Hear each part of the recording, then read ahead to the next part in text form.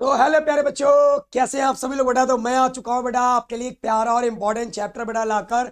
आज बेटा हम लोग इस चैप्टर को बहुत बेहतरीन तरीके से बेटा पढ़ने वाले हैं, ठीक है। सो इस चैप्टर की शुरुआत धमाकेदार हम करने वाले हैं बेटा, क्योंकि इस चैप्टर को भी हम, ठीक है, एकदम बढ़िया से, ठीक है, जो भी क्वेश्चन आ सकते हैं इस चैप्टर से, वो सारी की सारी चीजें बेटा आज मैं बता देने वाला हूँ, ठीक है। और पूरा आपको कंटेंट मिल जाएगा, ठीक है, कि कैसे लिखना है प्रश्नों को, उत्तरों को। तो वो सारी चीजें बेटा हम लोग आज डिस्कस करने वाले हैं, ठीक है। तो एक बार जल्दी से सब लोग बता दो, क्या मैं आप लोगों को एकदम बढ़िया से सुनाई और दिखाई दे रहा हूँ, आवाज वगैरह सब कुछ क्लियर है।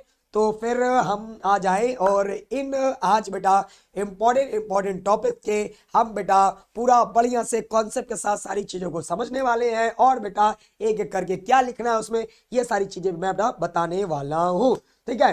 तो ऐसा नहीं होगा कि सर हम बता देंगे आप लिखोगे कैसे, फिर वो बड़ी प्रॉब्लम आती है बच्चों के साथ, ठीक है।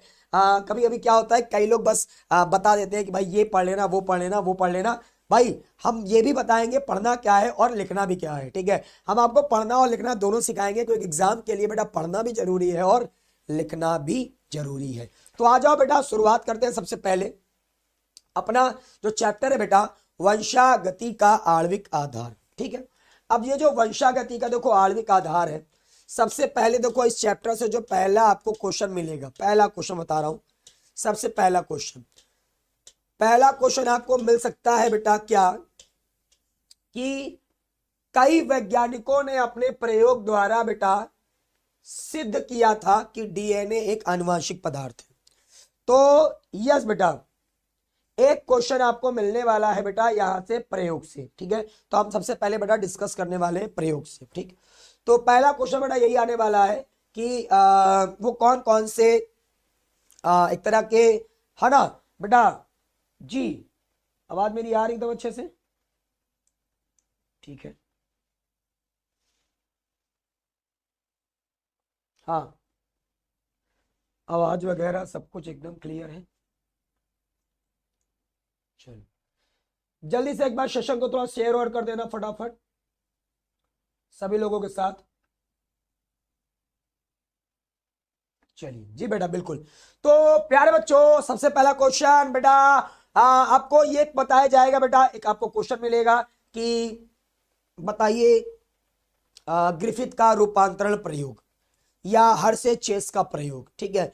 तो ये दो प्रयोग बेटा बहुत ज्यादा इंपॉर्टेंट है एकदम जी। तो सबसे पहले आपको पहला बेटा जो पॉइंट नोट करना है कि कई वैज्ञानिकों ने अपने प्रयोग द्वारा यह सिद्ध किया कि डीएनए एक आनुवंशिक पदार्थ है।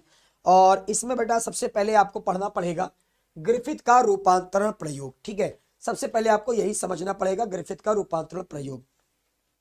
पहले मैं आपको प्रयोग समझा देता हूं, यह प्रयोग में क्या किया गया था। देखो बेटा, इस प्रयोग में सबसे पहले क्या किया गया था, आपको पता है कि ये जो आपका प्रयोग था, इस प्रयोग के लिए बेटा एक जीवाणु लिया गया था। उस जीवाणु का नाम था बेटा आपका निमोनिया उत्पन्न करने वाला जीवाणु स्ट्रेप्टोकोकस निमोनी। इस प्रयोग के लिए जो जीवाणु लिया गया था उसका नाम था बेटा स्ट्रेप्टोकोकस निमोनी, ठीक है। ये जो जीवाणु था बेटा, इस जीवाणु के दो प्रभेद थे, एक था बेटा एस प्रभेद और एक था बेटा आर प्रभेद। ये यस प्रभेद वाले से बेटा जो चूहा है उसको निमोनिया हो गया था और चूहा बेटा मृत हो गया था। लेकिन आर प्रभेद वाले से बेटा चूहे को निमोनिया नहीं हुआ था, तो चूहा जिंदा था, ठीक है। तो ये जो एस प्रभेद वाला जीवाणु था, जब ये चूहों में प्रवेश कराया गया तो चूहा मर गया। जब आर प्रभेद वाले जीवाणु को चूहे में प्रवेश कराया गया तो चूहा जिंदा था। लेकिन जब एस प्रभेद, जिसको हमने क्या कर दिया है, ताप से मृत, मैंने एस प्रभेद वाले को क्या कर दिया, ताप से मृत कर दिया। ये ताप करके मर गया, गर्म होके मर गया, ठीक है। तो ये जब ये जीवाणु मर गया तो चूहों में फिर से इसको प्रवेश कराया गया, तो चूहों को निमोनिया नहीं हुई और चूहा बेटा क्या था, जिंदा रह गया। लेकिन बेटा जब हमने बेटा वो एस प्रभेद जिसको हमने ताप से मृत कर दिया था, इसको और हमने बेटा जब आर प्रभेद इन दोनों को मिक्स करके, जब हमने इन दोनों को मिक्स करके बेटा चूहे में प्रवेश कराया तो चूहा बेटा देखो फिर से मर जाता है। चूहा बेटा फिर से मर जाता है। तो एक बात बताओ बेटा, ये कैसे पॉसिबल हो पाया? ये कैसे पॉसिबल हो पाया बेटा? एक बात बताओ, ध्यान से देखो। ये जो एस प्रभेद है, जब आप इसको ताप से मृत कर देते हो तो उसमें तो चूहा जिंदा रहता है, जिंदा रहता है। आर प्रभेद में भी चूहा जिंदा रहता है। लेकिन इन दोनों को जब साथ में हमने प्रवेश करा के चूहा में प्रवेश कराया तो चूहा बेटा मर गया। ऐसा कैसे हो गया? तो ग्रिफिथ ने बताया कि जो आर प्रभेद वाला जीवाणु था, ठीक है, उसने एस प्रभेद वाले जीवाणुओं से किसी विशेष पदार्थ को ग्रहण किया होगा। ग्रिफिथ का मानना था कि ये एस प्रभेद से कोई विशेष पदार्थ गया होगा बेटा आर प्रभेद वाले जीवाणु के अंदर, और इस एस प्रभेद से जो पदार्थ चला गया आर प्रभेद में, एस प्रभेद वाला जो जीवाणु था उसमें से कोई विशेष पदार्थ प्रवेश कर गया था आर प्रभेद वाले जीवाणु में, आर प्रभेद वाले जीवाणु में, और इस वजह से आर प्रभेद वाला जीवाणु किस में बदल गया था बेटा? एस प्रभेद में। और जब आर वाला यस में रूपांतरित हो गया तो इसी वजह से चूहे को निमोनिया हो गया था और चूहा बेटा मर गया था। ठीक है, ग्रिफिथ ने यह नहीं बताया कि यह विशेष पदार्थ कौन सा है। ग्रिफिथ ने बस इतना बोला कि कोई विशेष पदार्थ जाता है, ठीक है, वो विशेष पदार्थ है कौन ये हमें नहीं पता, बट कोई विशेष पदार्थ था। तो इससे पता चला था कि कोई पदार्थ लक्षणों को एक पीढ़ी से अगले पीढ़ी में लेकर जाता है, और बाद में फिर पता चला था कि वो आनुवंशिक पदार्थ डीएनए था। बट सबसे पहले शुरुआत जो है बेटा इस एक्सपेरिमेंट से हुई थी। क्लियर है? यहां तक सब लोग बताओ बेटा, यहां तक पहले क्लियर है? जी बेटा जी, सब लोग बताओ, सब लोग बताओ। जैसे पहले ये क्लियर हो गया बेटा, एकदम जल्दी बताएंगे सब लोग, सर जल्दी बताएंगे सब लोग। ये एक्सपेरिमेंट समझ में आ गया सब लोगों को? जी सर, यस सर, हाँ बेटा एकदम क्लियर है। चलो बेटा अब इसमें आप देखो इसमें कैसे आप लिखोगे। तो सबसे पहले तो आप बेटा इस टॉपिक में सबसे पहले हेडिंग लगाओगे। हेडिंग लगा के पहले आप ये सारी बातें बताओगे, जीवाणु का नाम वगैरह, वैज्ञानिक का नाम वगैरह। ये निमोनिया उत्पन्न करने वाले जीवाणु को स्ट्रेप्टोकोकस निमोनी या डिप्लोकोकस निमोनी भी बोलते हैं, या इसी का एक और नाम होता है नीमोकोकस निमोनी बेटा। ठीक है, ये लिया गया था बेटा इस प्रयोग में। जी ओके ओके ओके, नोट हो गया सर। चलो फोटो खींच लेना बेटा, ठीक है, क्योंकि हम लोगों को बहुत सारी चीजें पढ़नी है तो फोटो जरूर खींच लेना। ठीक है, चलो अब बेटा देखो इसके बाद फिर ये जीवाणु के दो आपके प्रभेद होते हैं, एस प्रभेद और आर प्रभेद। यस का मतलब इसमें म्यूसिलेज का आवरण पाया जाता है, इसलिए नाम पड़ा था बेटा एस, स्मूथ। और आर का मतलब होता है म्यूसिलेज का आवरण नहीं है, इसलिए बेटा रफ। ठीक, फोटो जरूर खींच रहे बेटा। फिर ये मैंने आपको समझा दिया है कैसे ये आप बनाओगे। ठीक है, और उसके बाद ये डायग्राम भी आप बनाना चाहो तो डायग्राम भी बना के दिखा सकते हो। ठीक, डायग्राम बना के दिखा दोगे तो और अच्छा नंबर मिल जाएगा। और लास्ट में फिर आपको ये पूरा प्रयोग समझा देना है बस। ठीक, चलो ये वाला पॉइंट ये यहां होना चाहिए था, ताप से मृत, इसको हम लोग यहां लिख देते हैं।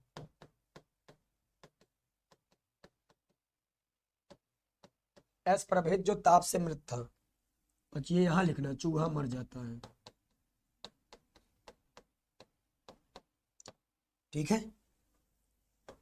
और इसको हटा दो।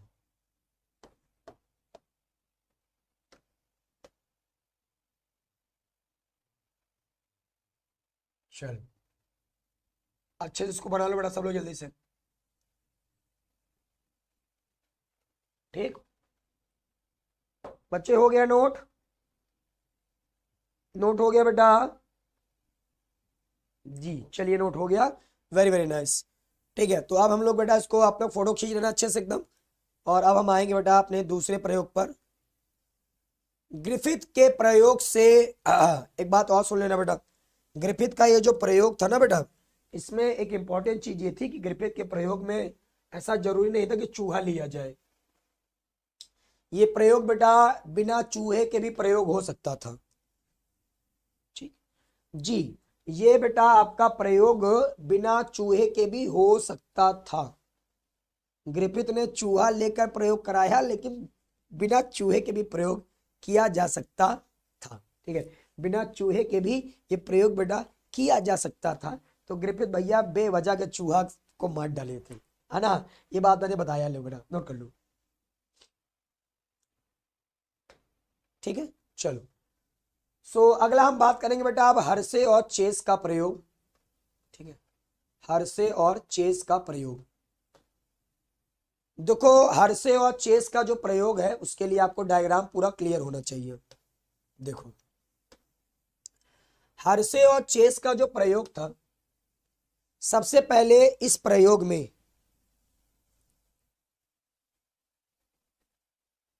जी, हर्षे और चेस का जो प्रयोग था, उस प्रयोग में आपको सबसे पहले तो एक लिया गया था बेटा जीवाणु भोजी। इसका नाम था बेटा बैक्टीरियोफेज। ठीक है, इंग्लिश में कह सकते हैं बैक्टीरियोफेज।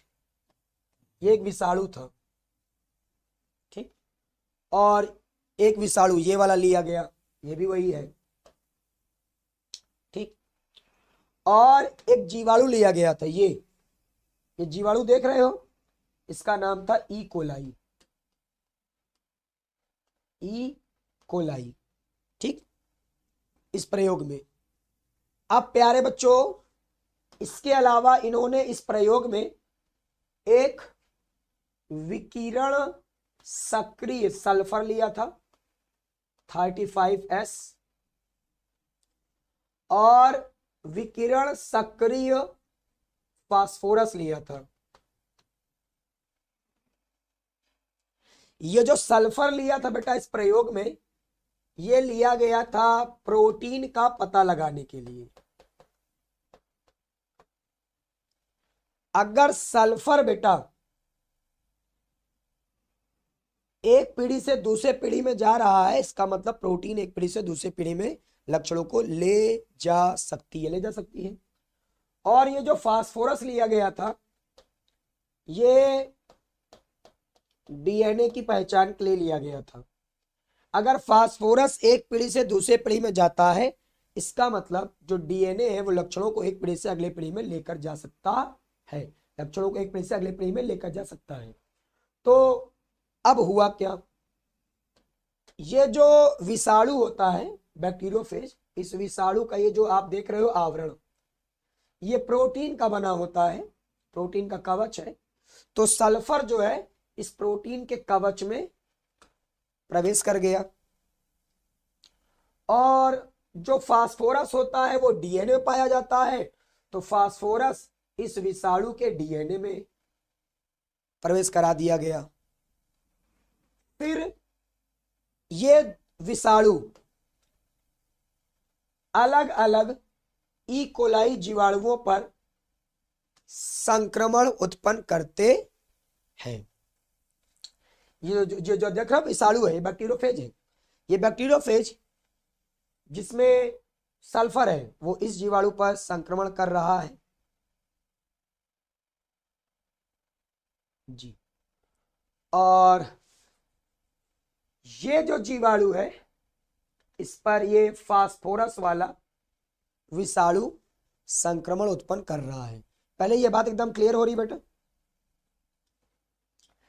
तो जब ये बेटा सल्फर वाला, ठीक है, सल्फर वाला विषाणु संक्रमण करता है जीवाणुओं पर, तो इसका आनुवंशिक पदार्थ इसके अंदर चला जाएगा। इसी तरह फास्फोरस वाला जो विषाणु है उसका भी आनुवंशिक पदार्थ इस जीवाणु के अंदर चला जाएगा। फिर आप देखोगे कि ये जो विषाणु है उसका ये प्रोटीन का कवच अलग हो गया है। किससे अलग हो गया है बेटा? इस ई कोलाई के जीवाणुओं से। तो इस प्रक्रिया को हम बोलते हैं बेटा अनावरण। उसके बाद बेटा आप देखोगे कि ये जो जीवाणु की कोशिका है उसमें सल्फर नहीं आया। ये क्या लिखा है बेटा? कोशिकाओं में विकिरण सल्फर का पता नहीं लगा। मतलब जीवाणु की कोशिकाओं में सल्फर नहीं आया। यहां कोशिकाओं में विकिरण फास्फोरस का पता लगा। मतलब कोशिकाओं के अंदर फास्फोरस आ गया। तो सल्फर नहीं आया इसका मतलब प्रोटीन बेटा नहीं आया है। और जब प्रोटीन बेटा नहीं आया है इसका मतलब है प्यारे बच्चों कि प्रोटीन एक पीढ़ी से दूसरे पीढ़ी में लक्षणों को लेकर नहीं जाएगा। ठीक है, नहीं जाएगा। लेकिन फास्फोरस विषाणु का जीवाणु के अंदर आ गया है इसका मतलब डीएनए लक्षणों को एक पीढ़ी से अगले पीढ़ी में ले जाता है। ठीक है, लक्षणों को एक पीढ़ी से अगले पीढ़ी में ले जाता है। क्लियर एकदम? जी सर। तो इस तरह से बेटा ये प्रयोग से पता चल गया था कि जो डीएनए है वो आनुवंशिक पदार्थ है। ठीक है, बाकी सल्फर प्रोटीन कवच में ही रह गया था। ठीक है, और फास्फोरस तो डीएनए के अंदर था, इसमें था ही नहीं, तो इसमें फास्फोरस नहीं मिला था कवच में। जी सर। चलो, क्लियर हो गया बेटा? एक्सपेरिमेंट समझ में आ गए? अगर एक्सपेरिमेंट समझ में आ गया तो थोड़ा जल्दी जल्दी बताओ सर एक्सपेरिमेंट समझ में आ गए, है ना?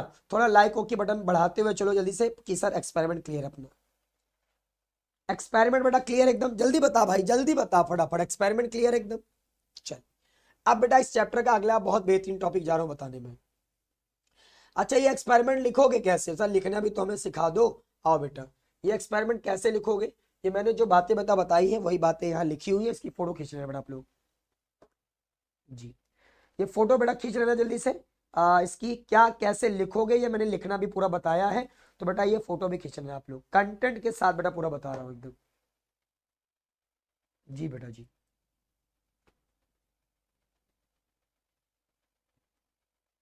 क्लियर? चलो,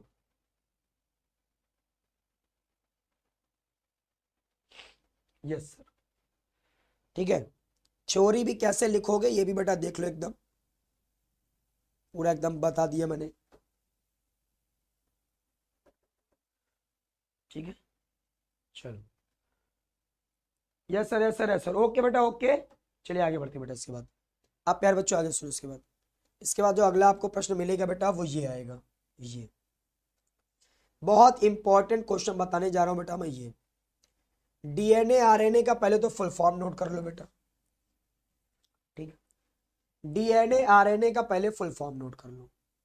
और ये मैं अभी कुछ एक्सपेरिमेंट बताऊंगा आप लोगों को। बेटा जो न्यूक्लिक एसिड है, पहले अच्छा यही नोट कर लो न्यूक्लिक एसिड क्या होता है। बेटा न्यूक्लिक एसिड बना होता है पॉलीन्यूक्लियोटाइड से। ठीक है, और पॉलीन्यूक्लियोटाइड बना होता है न्यूक्लियोटाइड से। ठीक है, अब ये जो न्यूक्लियोटाइड है ये बना होगा बेटा न्यूक्लियोसाइड और फॉस्फेट से। अब ये जो न्यूक्लियोसाइड होता है इसके अंदर दो चीजें होती हैं, एक होता है पेंटोस शुगर और नाइट्रोजिनस बेस। पेंटोस शुगर बेटा ये दो प्रकार की होगी, एक होगी डीऑक्सीराइबोस, एक होगी बेटा राइबोस। और जो नाइट्रोजिनस बेस होता है वो दो प्रकार का, प्यूरिन और पिरिमिडीन। प्यूरिन में आता है बेटा एडेनिन और गुआनिन, और पिरिमिडीन में आएगा साइटोसिन और थाइमिन और बेटा यूरेसिल। क्लियर है? पहले सब लोग जल्दी बताओ बेटा, सब लोग पहले जल्दी बताओ क्या इतनी बातें बेटा क्लियर है सब लोगों को? हाँ, इतनी बातें क्लियर हो गई तो बेटा जल्दी जल्दी बताओ फटाफट। इतनी बातें क्लियर हो गई तो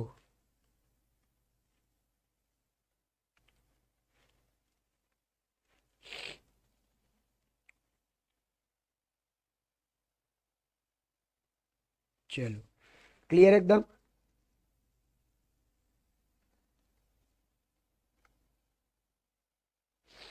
बहुत बढ़िया, क्लियर है सर, एकदम क्लियर है, बहुत बढ़िया, शानदार शानदार बेटा, एकदम जल्दी से तो शेयर और मारो यार, इतना इंपॉर्टेंट टॉपिक बता रहा हूं, मतलब आप समझ ही नहीं सकते हो, ठीक है, कि कितनी ज्यादा इंपॉर्टेंट चीजें पढ़ रहे हो आप अभी, ठीक है। बाद में बेटा जब क्वेश्चन आ जाएगा तब फिर सोचोगे कि अरे यार उसमें पढ़ लिए होते तो बहुत बेटर रहता, ठीक है। और सबसे इंपॉर्टेंट चीज बेटा, यस, बिल्कुल बिल्कुल केवल पढ़ाई करनी, एकदम अंत समय आ चुका है, अब केवल पढ़ाई करो एकदम, इधर उधर दुनिया छोड़ दो एकदम, है ना, और केवल पढ़ाई कर लो अब, और नहीं तो फिर हाँ, है ना, यस सर, नहीं तो फिर भैया इधर उधर और क्या देखते रहोगे भैया, भैया एक क्वेश्चन बताओ दो आंसर बताओ, तो बस यही करते रहोगे, तो इसलिए अभी से बेटा पढ़ना शुरू कर दो एकदम अच्छे से। जी बेटा, प्यारे बच्चों, प्यारे बच्चों, ये जो न्यूक्लिक अम्ल होता है, ध्यान से सुनो, न्यूक्लिक अम्ल बेटा दो प्रकार का होता है, एक होता है बेटा डीएनए, एक होता है बेटा आरएनए। डीएनए का फुल फॉर्म बेटा डीऑक्सी राइबो न्यूक्लिक एसिड, और आरएनए का फुल फॉर्म बेटा राइबो न्यूक्लिक एसिड।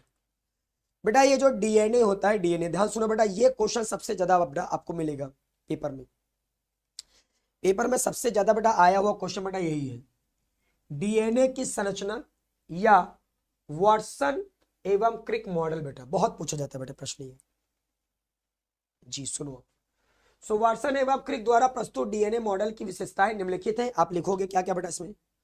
सबसे पहले जो डीएनए होता है बेटा, उसमें पॉलीन्यूक्लियोटाइड श्रृंखलाओं से आपका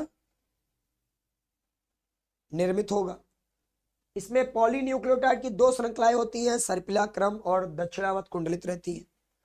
डीएनए के द्विकुंडलन का व्यास, जो डीएनए होता है इसका व्यास बेटा कितना होता है, 20 एंगस्ट्रॉम।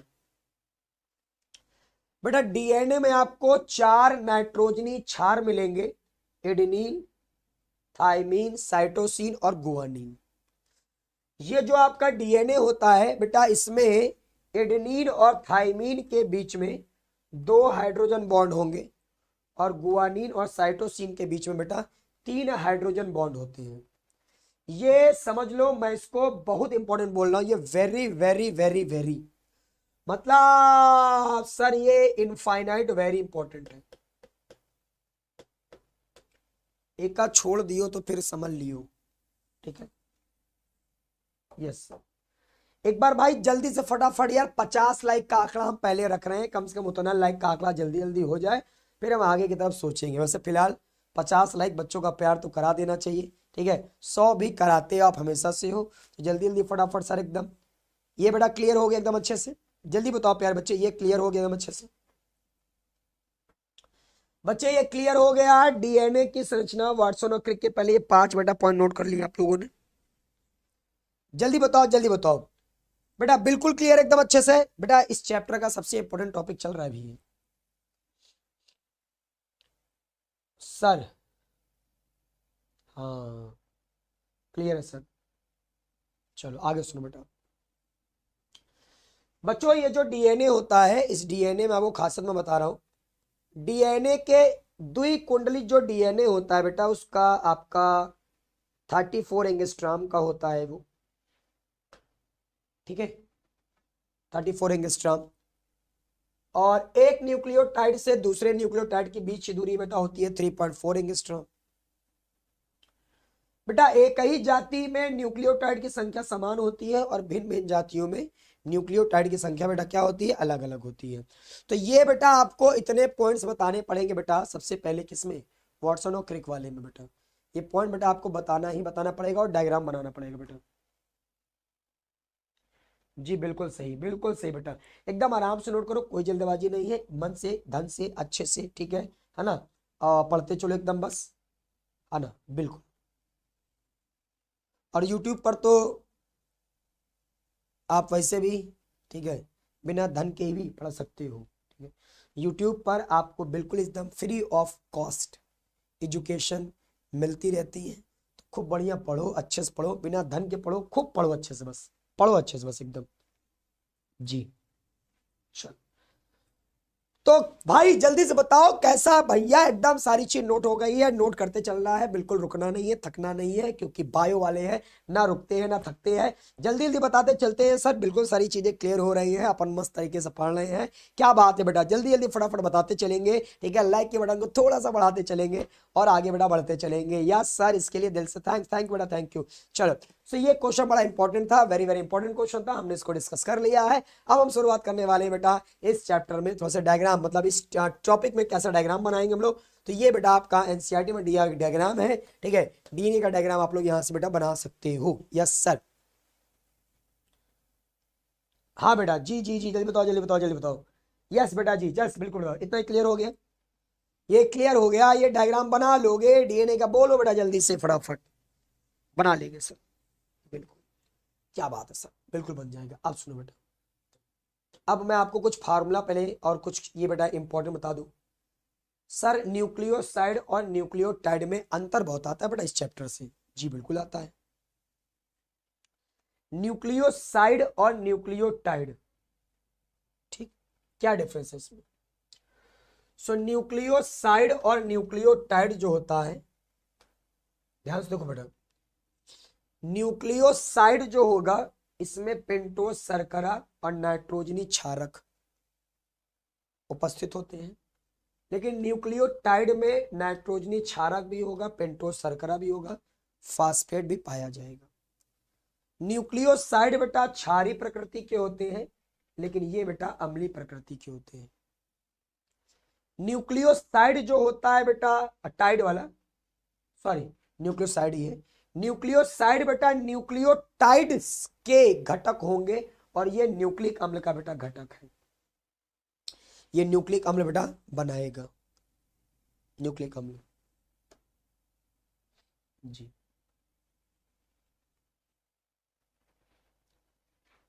जल्दी बता बेटा, न्यूक्लियोसाइड न्यूक्लियोटाइड।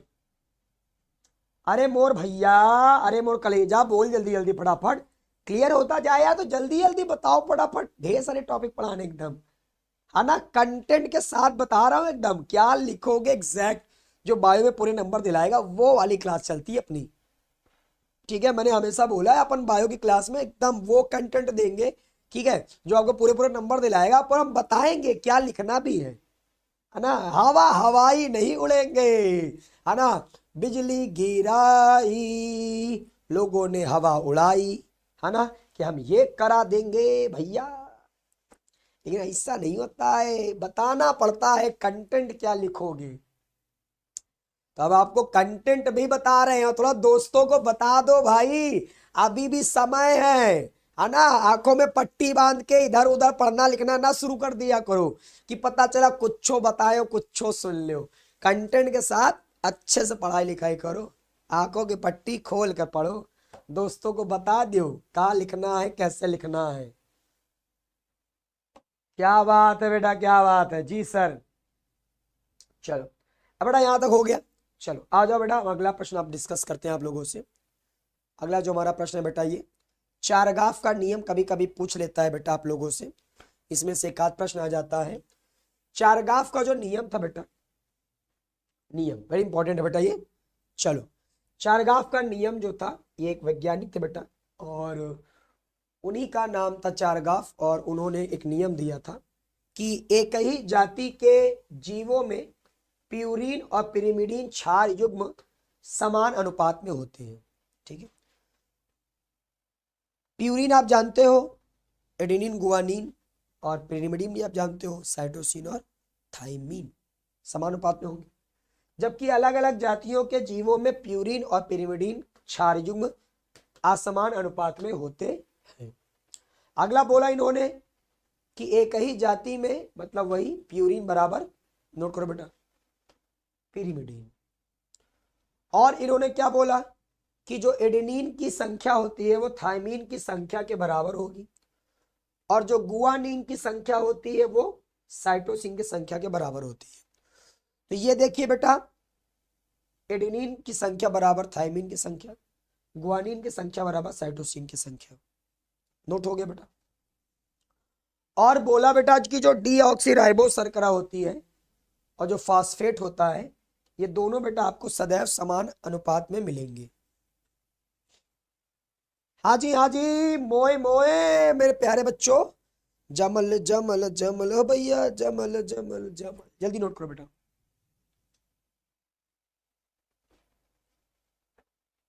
हाँ सर, मोए मोए बिल्कुल करेंगे, डांस भी करेंगे, है ना, और अपना जमल जमल भी करेंगे। बस एक बार जल्दी जल्दी फटाफट पूरा बढ़िया से रिजल्ट ला दो बस। ठीक है, एक बार रिजल्ट ला दो, जमल जमल भी करेंगे एकदम। ठीक, चलो सर, हो गया क्लियर। बेटा चारगाफ का नियम नोट हो गया मेरे प्यारे प्यारे। ओ भाई, जल्दी बताओ, नोट हो गया जल्दी जल्दी। हाँ, चारगाफ का नियम नोट हुआ, नोट हो गया सर। चलो, बिल्कुल शानदार जानदार, है ना, बढ़िया बढ़िया बढ़िया बढ़िया बढ़िया एकदम। आगे सुनो बेटा जी, आगे बेटा जी आपको अगली जो चीज ध्यान रखनी है बेटा, एक क्वेश्चन जो आपको ध्यान रखना है, ठीक है, वेरी वेरी इंपॉर्टेंट। आरएनए से बेटा एक एक कभी कभी क्वेश्चन पूछ लिया है आरएनए से, आरएनए से बेटा, ठीक है जी। आरएनए का निर्माण डीएनए से होता है या भी पॉलीन्यूक्लियोटाइड श्रृंखला से निर्मित होता है और हजारों न्यूक्लियोटाइड्स द्वारा बना होता है बेटा। सबसे पहला आनुवंशिक पदार्थ बेटा आरएनए ही था। सभी सजीव कोशिकाओं प्रोकैरियोटों का यूकैरियोटिक कोशिकाओं में आरएनए आपका पाया जाता है बेटा, ठीक है, और केवल डीएनए विषाणुओं में यह अनुपस्थित होता है। आरएनए आपको केंद्रक द्रव्य केंद्रिका कोशिका द्रव में मिलता है। विषाणुओं में आरएनए आनुवंशिक पदार्थ के रूप में उपस्थित होता है। बाकी सभी कोशिकाओं में प्रोटीन संश्लेषण करने का कार्य करते हैं। आरएनए में विभिन्न न्यूक्लियोटाइड्स एक रैखिक क्रम में 3 से 5 सिरे की ओर तरफ फास्फोडाइस्टर बंध के द्वारा बेटा जुड़े होंगे। आरएनए के न्यूक्लियोटाइड्स में कौन सी शर्करा पाई जाती है बेटा, राइबोज शर्करा। और आरएनए के न्यूक्लियोटाइड्स में 4 होते हैं बेटा, कौन कौन, नाइट्रोजन क्षारक, एडेनिन, गुआनिन, साइटोसिन और यूरेसिल। याद कर लेना बेटा, आरएनए में थायमीन नहीं पाया जाता, आरएनए में केवल बेटा क्या पाया जाता है, यूरेसिल। क्लियर एकदम,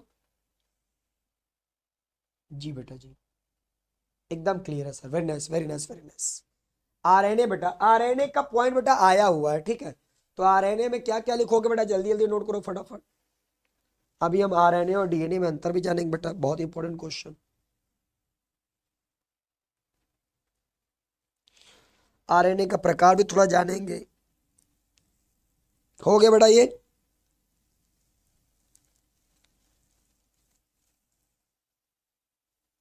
जल्दी बताओ,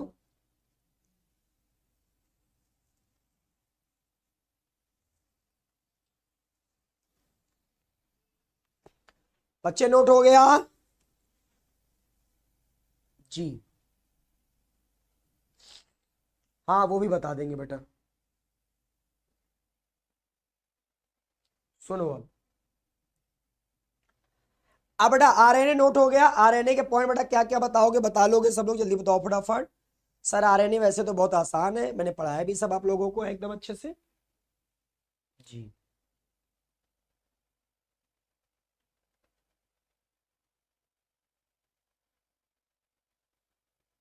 हाँ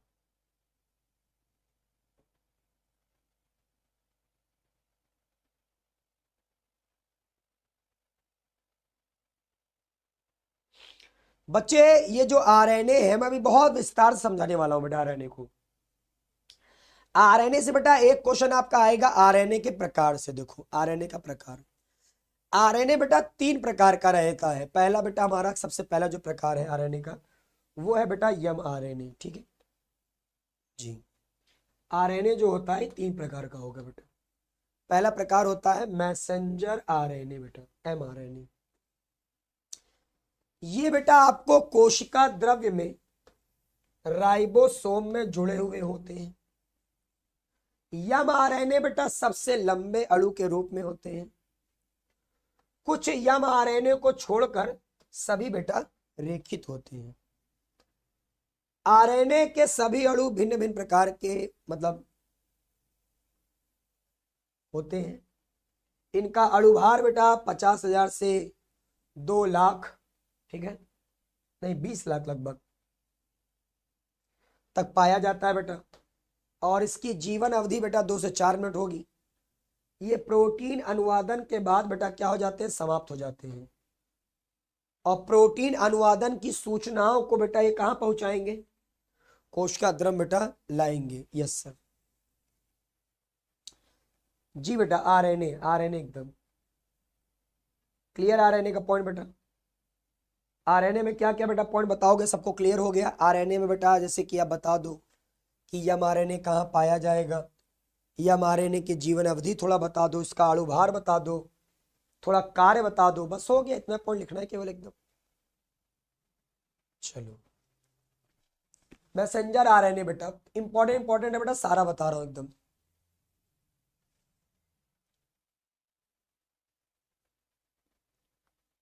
क्लियर हो गया बेटा एमआरएनए।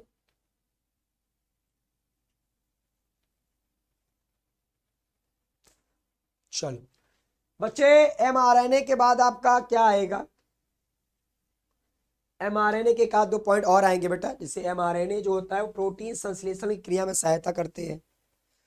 और बेटा जो एमआरएनए होता है ये आपके कोशिका में कुल आरएनए का कितना परसेंट है बेटा, मात्र 5%। जी बस केवल।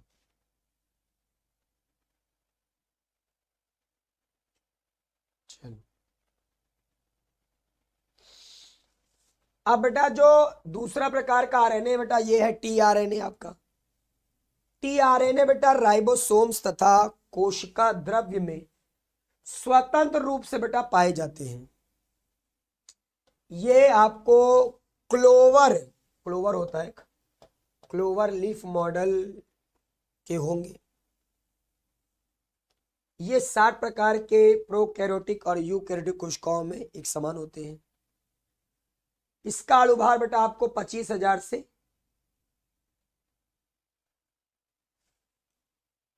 30 लाख तक बेटा पाया जाता है। 30 लाख बेटा, आप देख रहे हो कितना ज्यादा इसका अणुभार है बेटा। जी इसका अणुभार बेटा 30 लाख तक हो सकता है। और टीआरएनए की जो जीवन अवधि है बेटा वो लंबी होती है।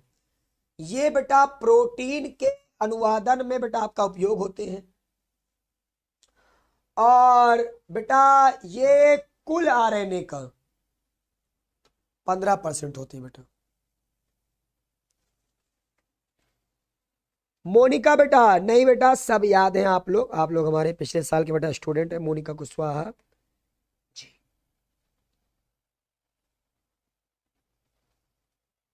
क्लियर हो गया बेटा।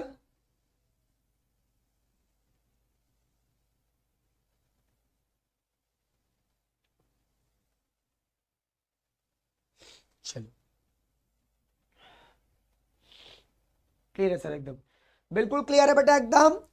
बहुत इंपॉर्टेंट बेटा पॉइंट बता रहा हूं, तीनों आरएनए डिफरेंस बहुत इंपॉर्टेंट है। आ जाओ बेटा लास्ट वरना प्रकार पढ़ते हैं इसके बाद।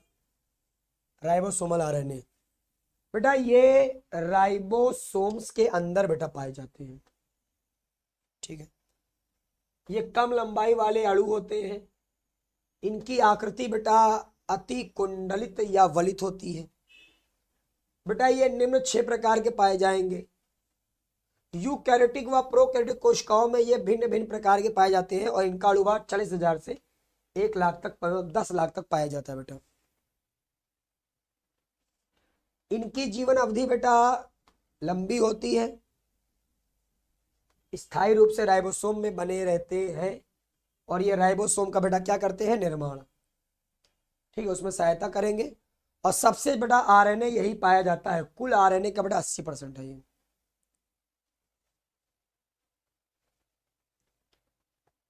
ठीक,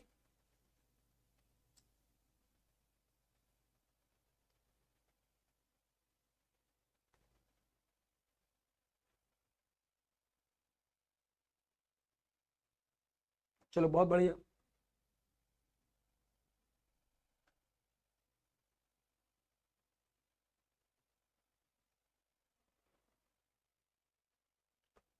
हाँ बेटा कुल आरएनए का नोट करो फटाफट जल्दी से।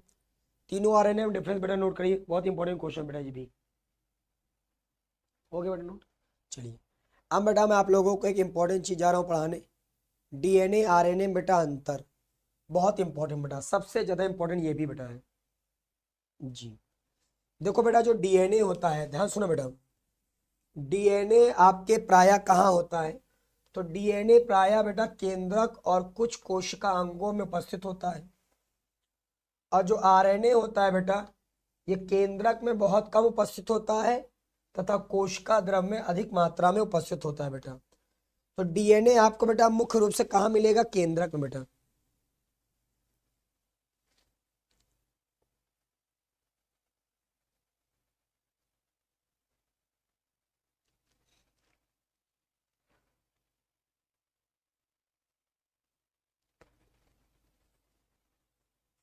चलो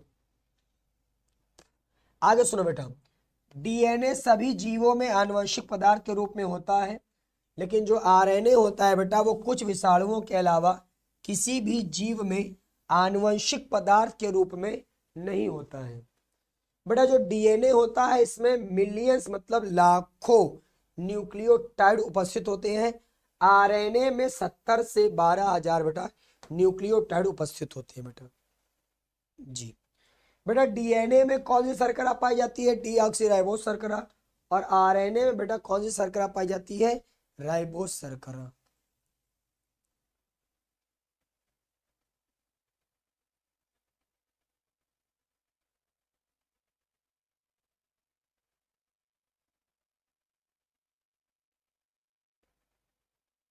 क्लियर हो गया बेटा।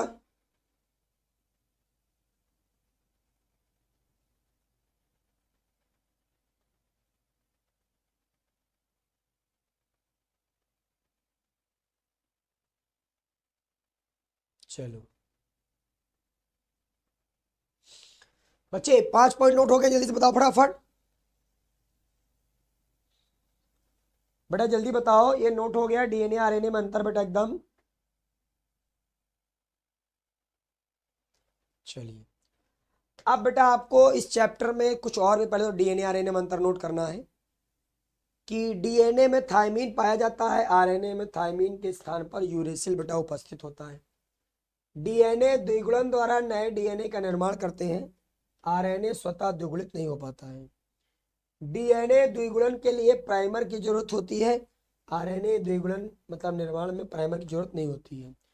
आनुवंशिक सूचना का डीएनए द्वारा आरएनए में अनुलेखन होता है बेटा, और इसमें बेटा आरएनए के माध्यम से अनुलेखित सूचना का बेटा अनुवादन मतलब आरएनए से बेटा प्रोटीन बनती है।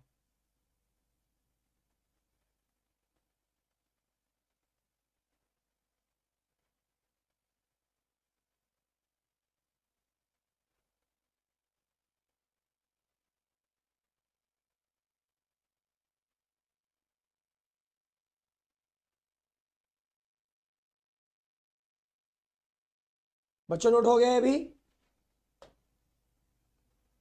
जल्दी बताओ बेटा, नोट हो गया एकदम अच्छे से,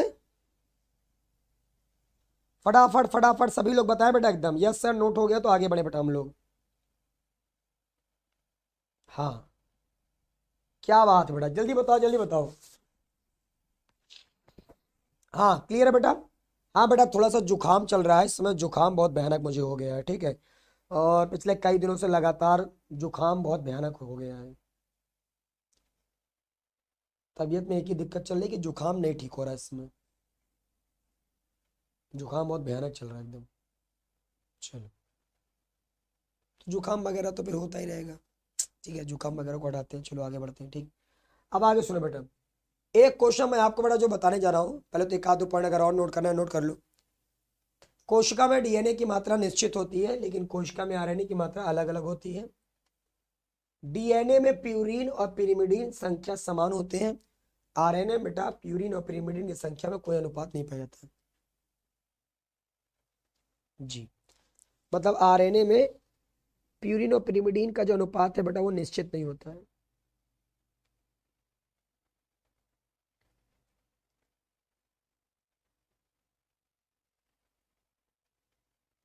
चलो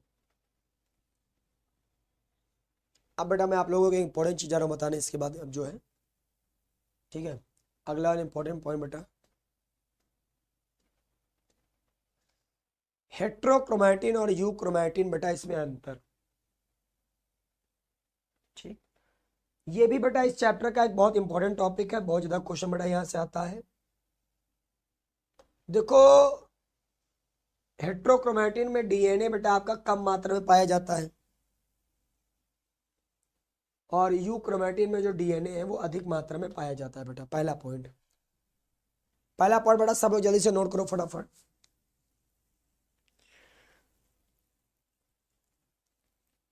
जी बेटा,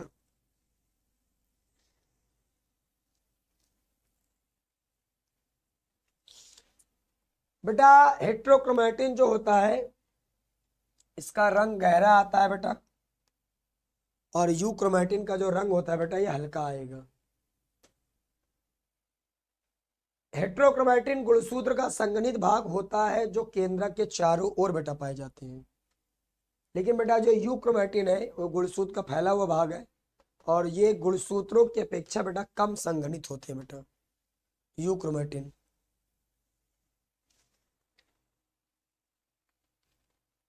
क्लियर बेटा?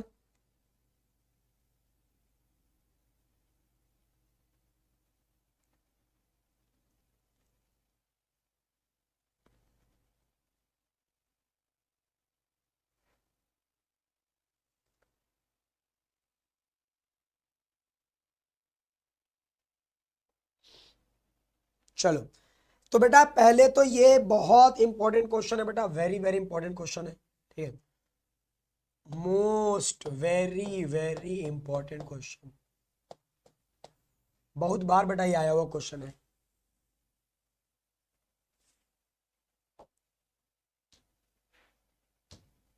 चलिए अब बच्चों इसमें आप लोगों को ध्यान रखना है एक आध दो पॉइंट और। हेट्रोक्रोमैटिन बेटा जो होता है इसमें डीएनए का द्विगुणन देरी से होता है, इसमें जीन हमेशा बेटा निष्क्रिय होते हैं, और यूक्रोमैटिन जो होता है बेटा इसमें डीएनए का द्विगुणन तेजी से होता है, और इसमें बेटा जो जीन होते हैं वो बेटा वो अत्यधिक सक्रिय होते हैं। इसके अलावा बेटा हेट्रोक्रोमैटिन में अनुलेखन की दृष्टि से यह भाग निष्क्रिय रहता है, लेकिन अनुलेखन के दृष्टि से यूक्रोमैटिन बेटा आपका क्या रहता है, सक्रिय।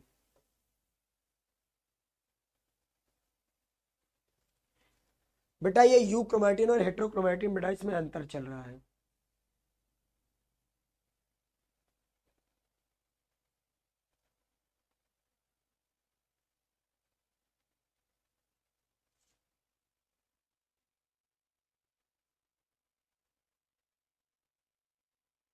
चलो क्लियर एकदम? अब बेटा आगे देखो, इसके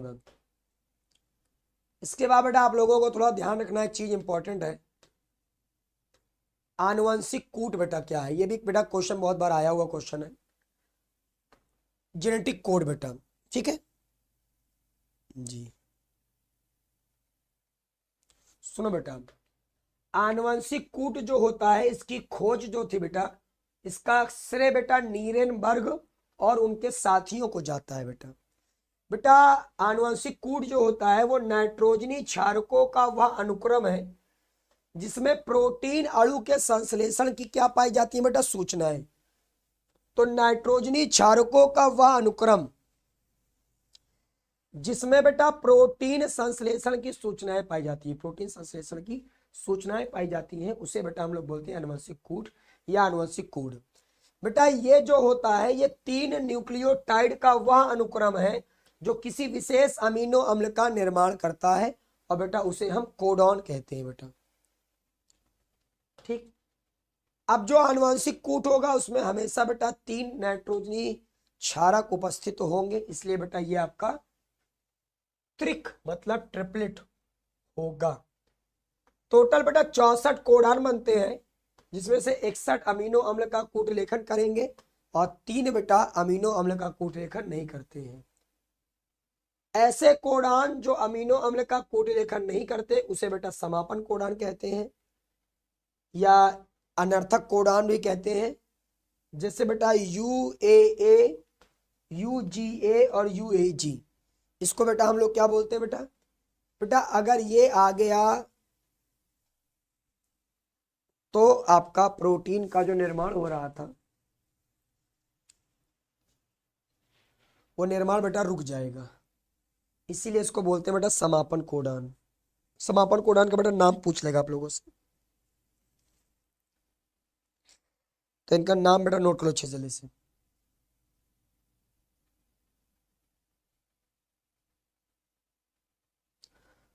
और बेटा प्रोटीन संश्लेषण की जो शुरुआत होती है वो करता है ये बेटा AUG, ठीक है, यूकैरियोटिक कोशिकाओं में आमतौर पर होता है, और ये बेटा प्रोटीन संश्लेषण को शुरू करेगा, ठीक है।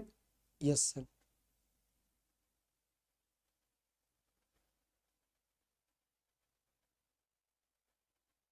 जी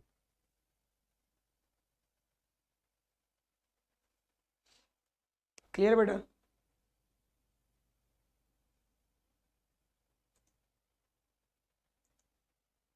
चलिए अब बेटा इसके बाद आनुवंशिक जो कूट होता है बेटा, ये सार्वत्रिक मतलब दुनिया के सारे जीवों की कोशिकाओं में पाया जाता है बेटा।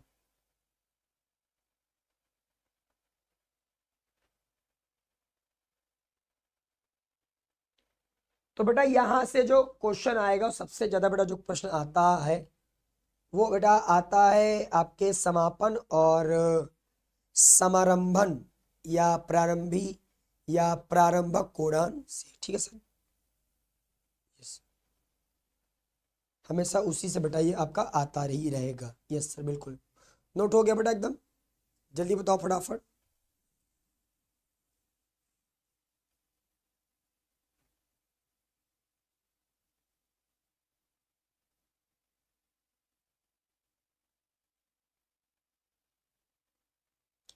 हो गया बेटा नोट।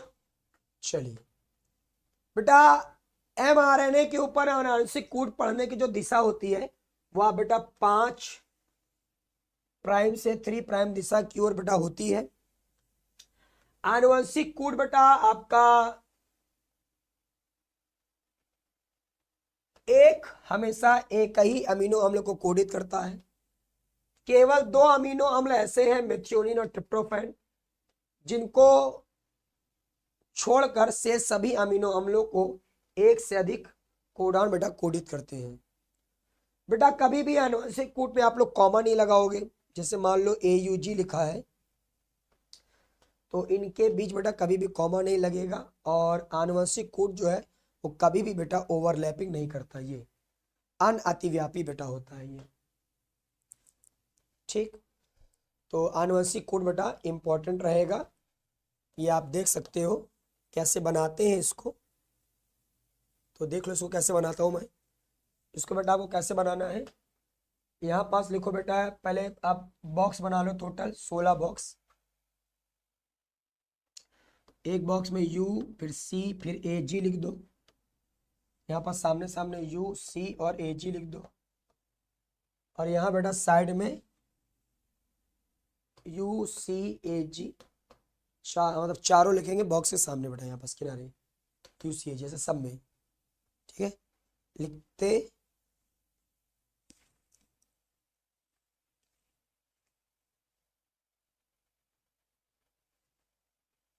हैं बेटा। अब सुनो, ये इसको मान लो पहली स्थिति, तो पहले ये वाला U, ये वाला U, और यहां से लेंगे एक U, मतलब एक बार इसको फिर एक बार इसको फिर एक बार इसको, फिर इसको फिर ये वाला तीसरे नंबर पर, फिर ये और ये वाला चौथे नंबर पर। तो एक बार ये इसको लोगे फिर यहां से, ठीक है, और फिर इसमें से UCAG, UCAG, फिर U यही वाला रहेगा, पहले एक बार इसका इसके साथ फिर इसके साथ फिर इसके साथ फिर इसके साथ, ठीक है। तो जैसे मान ले मैंने यहां से इसको लिया फिर इसको लिया, तो क्या हो गया UC, तो चारों में लिखा जाएगा पहले UC और फिर ये चारों को UCAG, फिर बेटा ये वाला U, ये वाला A, तो चारों में UA और फिर लास्ट में UCAG। फिर U और G बेटा, UG चारों में, फिर UCAG। अब ये वाले का ऊपर के चारों वाले के साथ हो गया। अब C का, अब C का एक एक करके इन चारों के साथ। तो पहले C है, फिर U है, तो चारों में CU और फिर UCAG। फिर CC, पहले चारों में CC फिर UCAG। बस याद रखना लास्ट में UCAG बेटा लिखेंगे हम लोग। क्लियर हो गया बेटा एकदम? जल्दी बता बेटे, क्लियर हो गया? फटाक से बताओ मेरे प्यारे बच्चों, ये क्लियर हो गया बेटा? कैसे बनाओगे इसको? एक बार इसका, फिर ऊपर वाले के चारों के साथ, फिर इसका ऊपर वालों के चारों के साथ, ऐसे बन बनाते जाएगी। ठीक है, बन जाएगा बेटा, बन जाएगा, बन जाएगा सर, बन जाएगा तो अच्छे से। Very nice.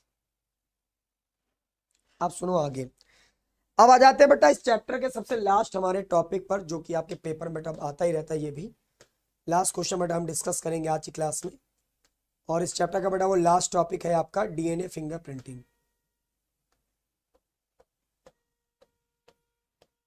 ठीक है, सुनो बेटा। डीएनए फिंगरप्रिंटिंग की जो खोज है बेटा, ये एलेक्स जेफरी ने 1985 ईस्वी में की थी। सभी जातियों का जो डीएनए होता है बेटा, वो 99% समान होता है, 0.1% केवल आपका असमान होता है बेटा। बेटा डीएनए जो होता है उसमें उपस्थित क्षारों के कारण, ठीक है, आपका जो डीएनए होगा उसमें आपके क्षार लगभग सब में एक ही जैसे होते हैं, इसलिए बेटा 99% आपका जो डीएनए होता है, ठीक है, 99.9% जी वो डीएनए समान है। जी बेटा, बेटा डीएनए फिंगरप्रिंटिंग को डीएनए प्रोफाइलिंग या डीएनए टाइपिंग भी कहते हैं बेटा। इस तकनीक में व्यक्ति का जो रुधिर होगा, त्वचा होगा, वीर्य होगा, अस्थि है, बाल की जड़ है, आदि से बेटा हम लोग डीएनए को निकालेंगे और इससे अपराधी का पता लग जाता है। डीएनए फिंगरप्रिंटिंग में सबसे पहले, ठीक है, जो चरण है बेटा, डीएनए का पृथक्करण, डीएनए को आरबीसी, डब्ल्यूबीसी, ब्लड, सलाइवा का मतलब होगा बेटा लार, ठीक है, लार या बालों की जड़ों से और कंकाल आदि से निकाला जाएगा। सबसे पहले पहला चरण बेटा जी।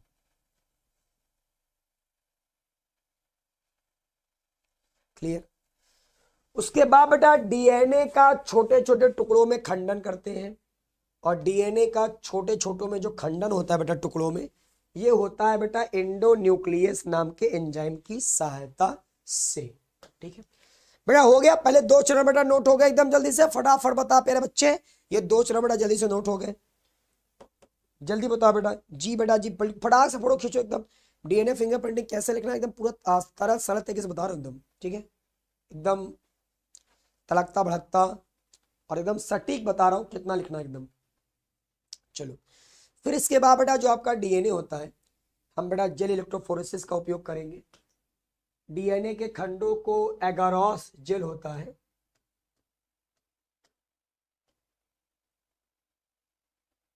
में रखकर विद्युत धारा प्रवाहित करते हैं बेटा। इस क्रिया को हम जेल इलेक्ट्रोफोरेसिस कहते हैं। ठीक, उसके बाद हम एक श्रृंखला डीएनए का नायलॉन झिल्ली पर स्थानांतरण करेंगे। डीएनए के टूटे हुए खंडों को नायलॉन झिल्ली पर डाल देते हैं। यह क्रिया बेटा सदर्न ब्लॉटिंग कहलाती है। इस तकनीक का विकास सदर ने किया था, वैज्ञानिक का नाम है। इस संकरित डीएनए को हम लोग फिर बेटा ऑटो रेडियोग्राफ इसका प्राप्त करेंगे, और फिर हम लोग डीएनए फिंगरप्रिंटिंग के अगले चरण में उस डीएनए को, एक सूत्री डीएनए को विशेष रूप से हम बनाते हैं रेडियोधर्मिता से, मतलब रेडियो एक्टिव को यूज करके, ठीक है, इसे प्रोब कहते हैं। और बाद में हम परिणामों की व्याख्या कर लेंगे, मतलब डीएनए के खंडों को एक्स-रे फिल्म पर बेटा लेंगे और डीएनए से निकलने वाली जो विकिरण होती है उसको एक्स फिल्म पर बेटा हम लोग ले लेते हैं, और उसके बाद बेटा सफेद और काली पट्टियां उसमें दिखाई देंगी जो अलग अलग व्यक्तियों की अलग अलग बेटा होती है, ठीक। और इसी को हम लोग फिर डीएनए फिंगरप्रिंटिंग बेटा कहेंगे। अब बेटा जब आप डीएनए फिंगरप्रिंटिंग करोगे तो इसका उपयोग पूछेगा, तो इसका उपयोग बेटा आपका व्यक्तिगत पहचान करना, आनुवंशिक विकारों की पहचान करना, इसकी सहायता से फॉरेंसिक जांच की जाती है जिससे अपराधियों को पकड़ा जाता है, और डीएनए फिंगरप्रिंटिंग से आनुवंशिक माता पिता एवं संतानों की पहचान की जा सकती है बेटा, ठीक। तो ये बेटा आप लोग इतना बढ़िया से एकदम डीएनए फिंगरप्रिंटिंग बना दोगे, और लास्ट में आप ये एक जो डायग्राम दिया है एनसीईआरटी में, ठीक है, इसको बना लोगे। इसको पहचानना आप जानते हो कैसे पहचानते हैं, सिखाया है मैंने आप लोगों को। यहाँ पास आप देखो बेटा, ये जो सी वाले व्यक्ति का डीएनए है वो बी वाले व्यक्ति के साथ मैच कर रहा है, बहुत ज्यादा, है ना बेटा। तो अपराधी इसमें से यही है।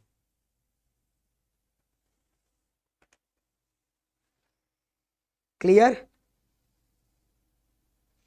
चलो